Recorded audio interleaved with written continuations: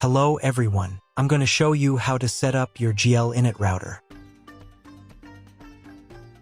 And before starting, if this video helps, please support me. I donate half of all donations to shelters. You can find more details in the description below. First, turn on the router. Take the power adapter. Plug the power adapter into an outlet. And connect the other end into the router.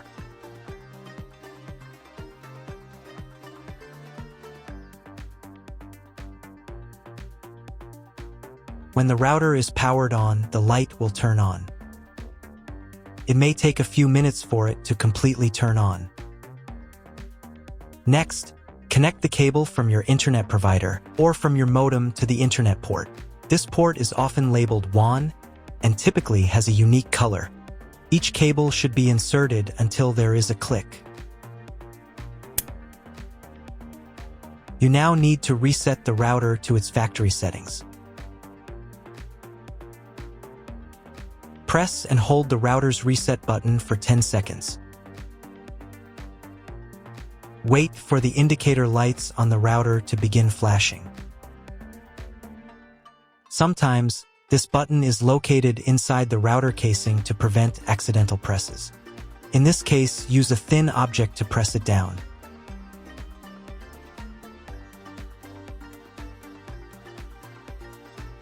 The router will restart and all the settings will be reset to the original factory defaults. Plug one end of the Ethernet cable supplied with the router into an Ethernet port.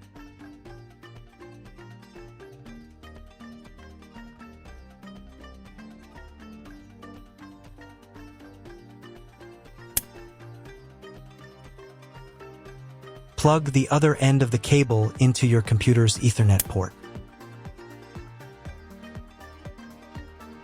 Please wait a few minutes for connection. The router is connected to your computer. Now you will need to set it up. But first, I'll show you another way to connect the router if you don't have an Ethernet cable or your computer doesn't have an Ethernet port.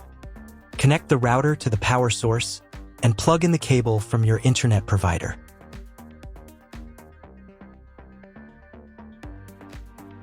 This will enable Wi-Fi.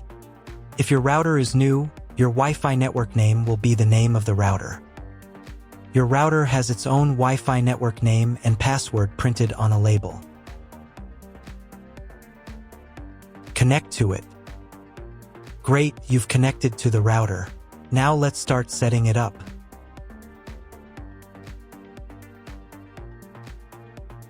First, open your browser and go to the link you see on the screen.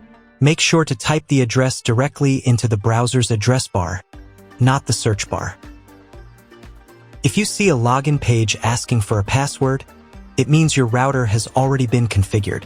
Ask the person who previously set up the router for the password. If you're unable to get it, you'll need to reset the router to its factory default settings.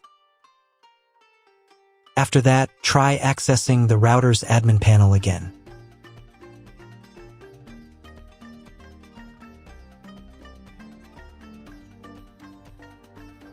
Depending on the firmware version of your router, the setup process may look slightly different. But don't worry, just follow along with the general steps I describe, and you'll be fine. On the first page, you will need to select the router's language. I'll leave it in English. Click the next button to proceed. On the next page, you'll be asked to set an admin password for your router. Your admin password will be used to configure everything inside the admin panel. It is extremely important to keep this password safe and private. Make sure your password is between 5 and 32 characters long. Click the Submit button to continue.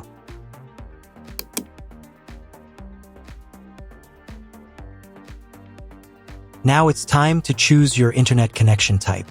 This information can usually be found in your internet provider's contract or welcome documents. Click on the Modify button to open the options. From the drop-down list, choose the correct connection type for your network. Again, this should match what your internet provider has given you. If you're unsure which one to choose, select this default option. It's the most commonly used. Click the Apply button to save your selection. Now let's change the name and password of your Wi-Fi network. From the menu, click on Wireless.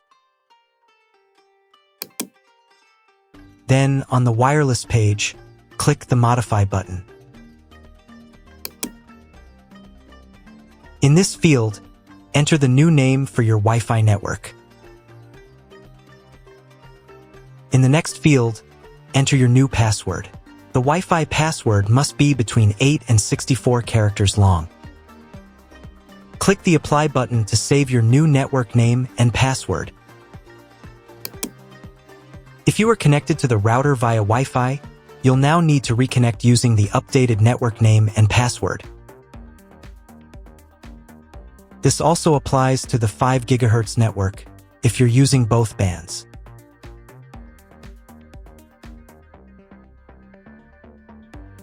After updating the 5 GHz settings, don't forget to click Apply again.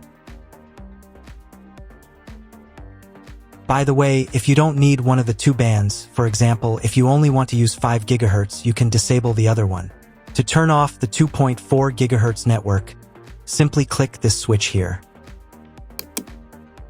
Wait around 10 seconds for the change to apply. To re-enable it, click the switch again and wait another 10 seconds. The same steps apply if you want to disable or re-enable the 5 GHz network. Once you've finished making all your changes, it's time to reboot the router. Click the Reboot button. Then confirm your choice by clicking Yes. The router reboot will take about 1 minute. During this time, please do not refresh the page or press any buttons. If you were connected via Wi-Fi, you'll need to reconnect after the router finishes restarting. Now check if the internet is working. Just open your browser and try Googling something.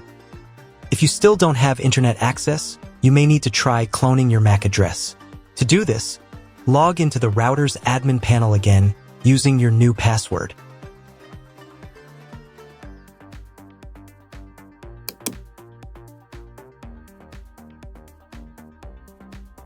Navigate to the More Settings tab.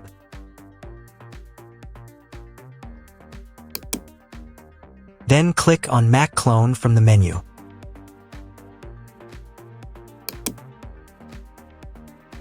On this page, select the option from the drop-down menu that includes the word clone in parentheses. Your MAC address may look different from mine, and that's completely fine. Click the Apply button to save this setting.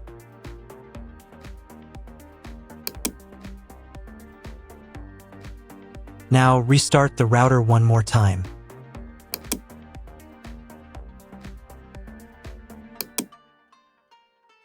Wait for about 1 minute while the router reboots. If you were connected via Wi-Fi, you'll need to reconnect after the router finishes restarting. Once it's back online, check if the internet is working. Again, just try searching something on Google. If it still doesn't work at this point, it's time to contact your internet service provider. They will let you know the exact connection type required and provide any additional settings or login credentials if needed. That's all. If my video was useful, please support my work. I donate half of all donations to shelters. You can find more details in the description below.